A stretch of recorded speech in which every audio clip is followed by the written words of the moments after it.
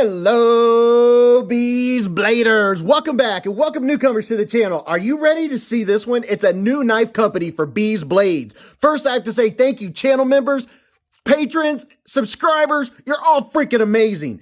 This, oh yeah, look at that. It's the Tempest Knives Pinion. Would you look at it?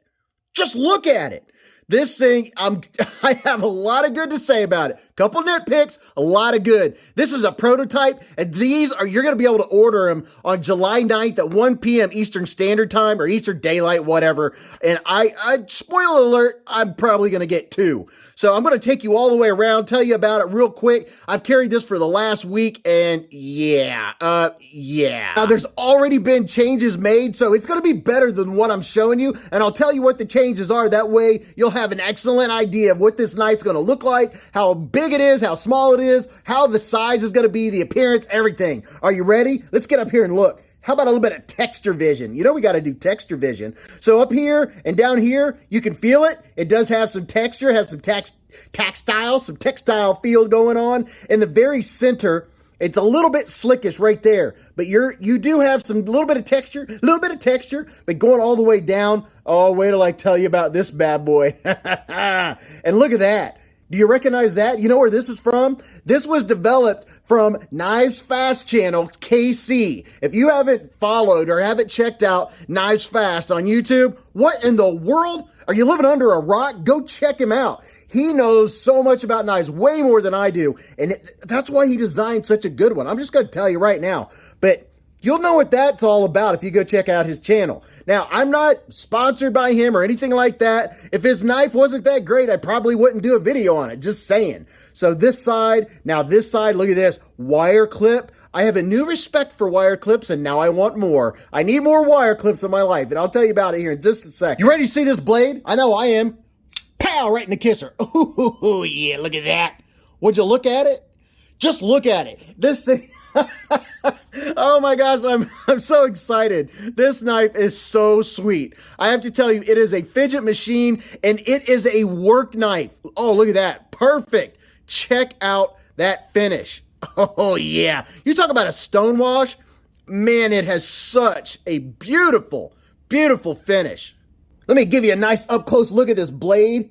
Yeah, look at that. Okay, I gotta quit saying it. I'm just gonna keep saying I can't help it. That tagline just comes out automatically.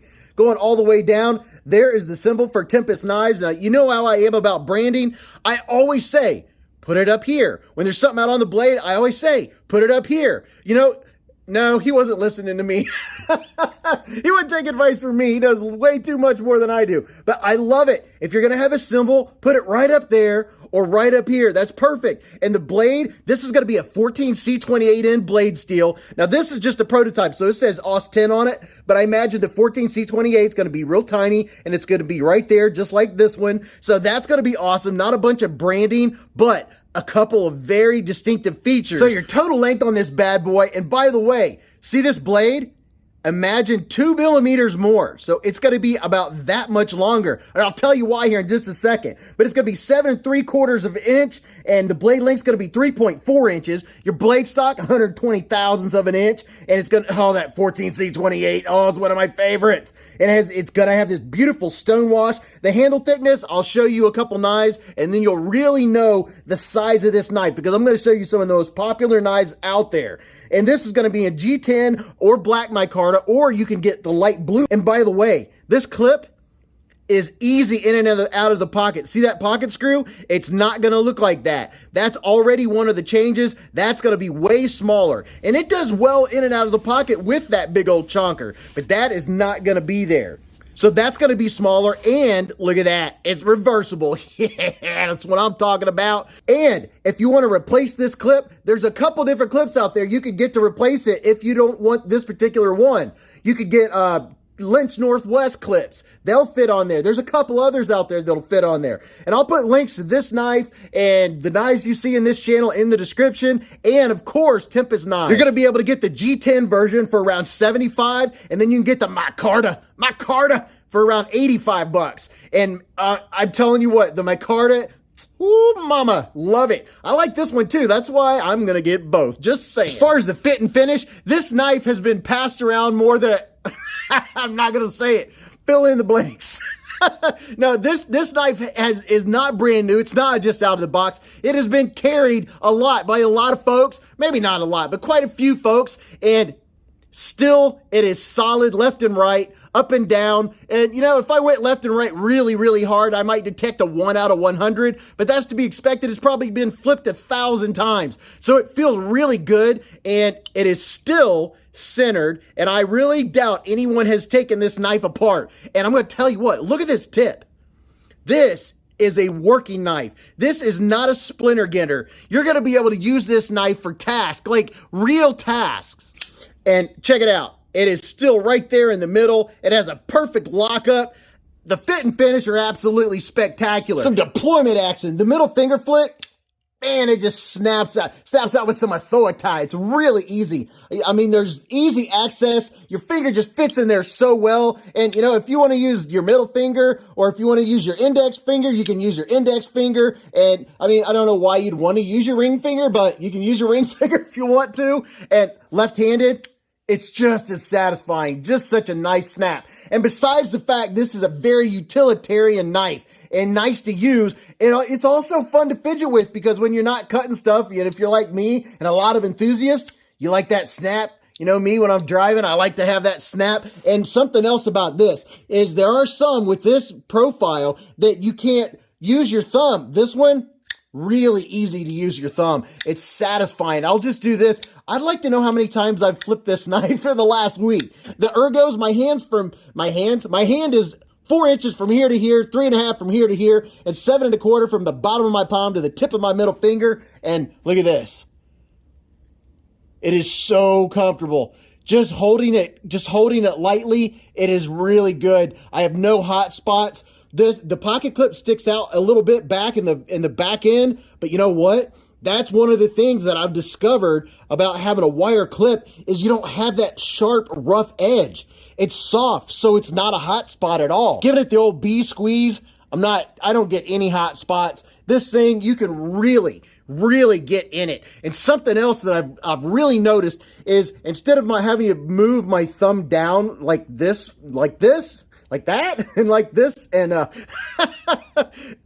look at this. Your thumb just goes right on top, and it's just so natural. It locks your hand into place. Like, you're like, ooh, I want to make a hot dog stick.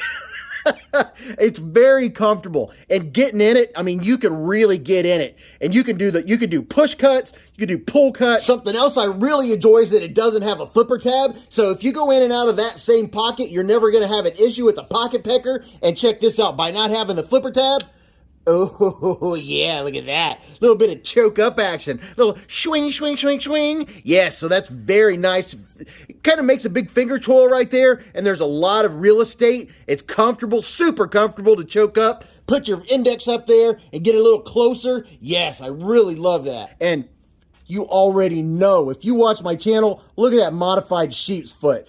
It is a utility knife all day long, opening packages. I mean, this is not like a dainty knife.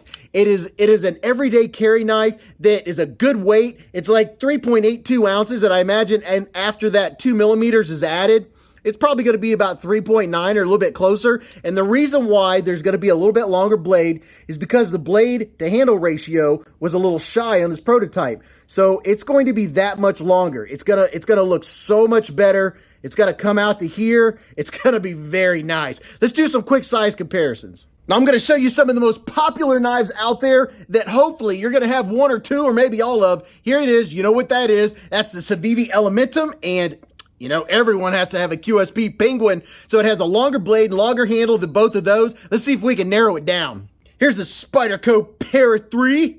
Yeah, look at that. A little more handle than the Para 3, more blade, because you have to imagine this blade's going to come out 2 more millimeters. And here is the Spyderco Delica 4. So these are the medium and the mid-range, and now you watch, just watch. How about the Spyderco Tenacious? Oh, now we're in the territory. And here's another one, the KIZER Beglighter 2. Now we're talking the perfect size. This is my size knife. And by the way, speaking of blade, you know, the Tenacious is super popular. Look at the blade.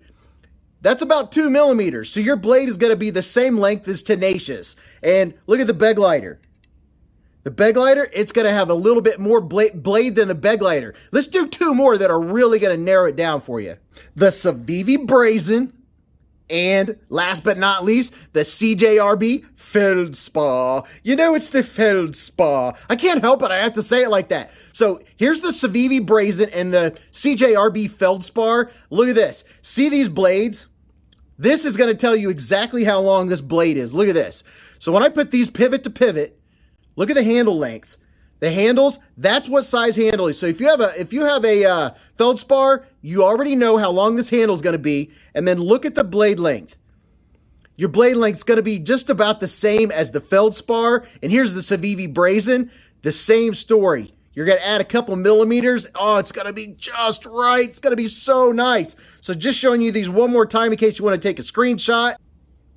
So a couple of nitpicks, and you know I had another one, and then I took it away when I realized something. But one of them would be the plunge grind comes right down to the sharpened edge right there. So you're not really going to have much room. There you go. It comes right down to the edge. So you might get maybe a sharpening before you hit it.